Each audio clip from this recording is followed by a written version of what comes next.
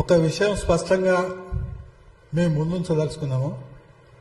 అదేంటంటే ఉస్మానియా యూనివర్సిటీకి ఎవరు కూడా 1000 కోట్లు ఇవ్వలేదు.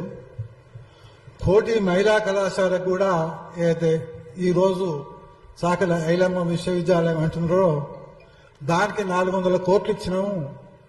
అక్కడ ఇన్ఫ్రాస్ట్రక్చర్ డెవలప్మెంట్ గురించి అని అంటున్నారు కదా, ఇవన్నీ బూటకపు మాటలు. ఎవరు ఒక్క పైసా కూడా ఇవ్వలేదు.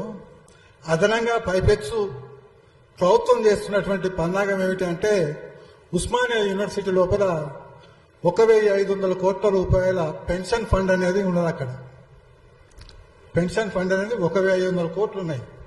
మీ దగ్గర ఎన్ని రూపాయలు ఉన్నాయి నిల్వ అని రాష్ట్ర ప్రభుత్వం తెలుసుకొని ఆ డబ్బులనే పుంజుకునేందుకు ప్రయత్నం చేస్తుంది.